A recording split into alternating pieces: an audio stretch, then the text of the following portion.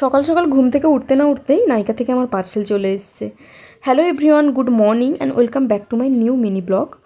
তো স্নান কমপ্লিট করার পর আমার ওয়াশিং মেশিনে কিছু কাচতে দেওয়ার কথা মনে পড়লো, তো ওই জন্যই আমি কাচতে দিয়ে এখন যাব আমি নিচে, কারণ খাওয়া দাওয়া করার জন্য।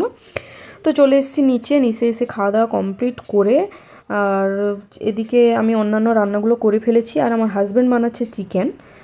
ও চিকেনটা না খুব ইয়াম্মি বানায়, জানো তো। তো যাই হোক, ও চিকেনটা করতে থাকুক, চলো আমার ততক্ষণে আমার পার্সেলটা আনবক্সিং করে ফেলি। আর অর্ডার দিয়েছিল আমার হাজব্যান্ড। আসলে আমি কি বলো তো, আমি যেগুলো আমার নেয়ার থাকে আমি দেখে না অ্যাড টু কার্ট করে রাখি, আর ও দেখে ওই অর্ডার দিয়ে দেয়।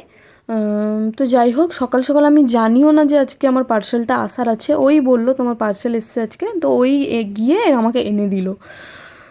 তো যাই হোক, অর্ডার করেছিলাম আমার একটা ডট অ্যান্ড কিয়ের ময়শ্চারাইজার ক্রিম, একটা সিরাম আর একটা সানস্ক্রিন। এইগুলোই আমার অর্ডার দেওয়ার ছিল আর কি।